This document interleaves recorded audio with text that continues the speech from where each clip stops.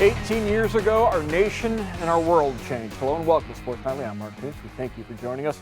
Following the attacks on America on 9/11, sports faded into the background for a few days. Eventually, they returned. Eventually, a new normal emerged, but it's different now. Many things have changed, but the friendly rivalry between police and fire departments have remained. A rivalry often played out on the playing field. So today, on September 11th, it is entirely fitting that the Toledo Police Department and the Toledo Fire Department square off for a friendly yet competitive game of flag football at the Glass Bowl. Claire Dow has the story.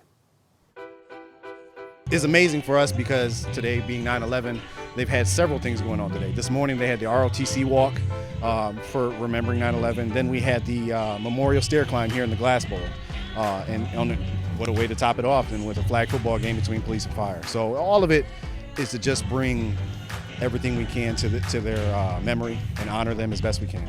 A lot of people ask us, especially the police and fire, since we were the first ones there, is it painful to think about or like sorrowful? And I say, you know what, no, because granted, obviously it was a tragedy, and we train and train and train, hoping none of that stuff ever happens. However, this is our way to remember those that went ahead and gave the ultimate, but also we're not afraid. They understood there was a job to do and somebody needed help, and that's what we're all about. Police, fire, together, that's what we do. We show up every day for work because we want to help. We want to be there for people in their time of need. Like you said, on September 11th, this is a day of remembrance and thankful that those workers were there to try to help those that could and get out and all that stuff. So never want to forget, never, always remembering and just taking it and having a smile on our face and enjoying this day.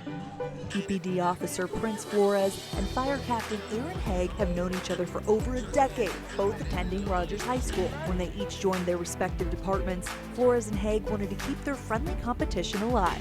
We're always trying to figure out ways that we can not only be in the community, but also give back to the community. We started with the Battle of the Badges Hardwood Edition back in January. We had a basketball game. Officer Flores and I helped organize that.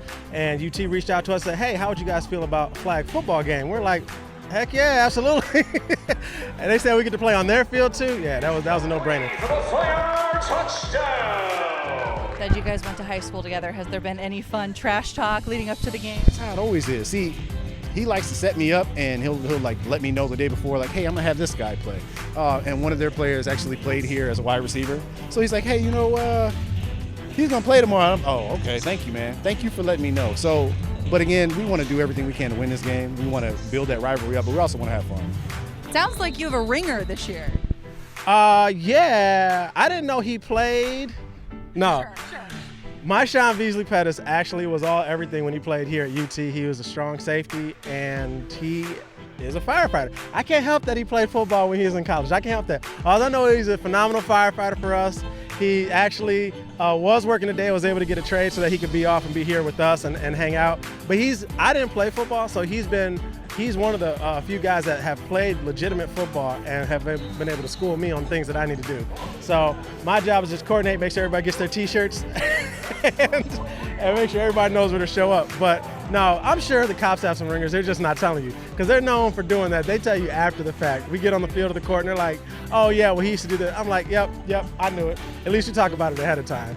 So, but like I said, Prince and I, we go way back. So this is good old-fashioned fun for us. The typical rivalry between firefighters and police officers came with an additional bit of charity. A portion of the proceeds from tonight's Battle of the Badges event will go toward Hurricane Dorian relief efforts. We do this for the community and we do this to have fun and everybody remembering everyone on 9/11. At the Glass Bowl, Claire Dow, BCSN.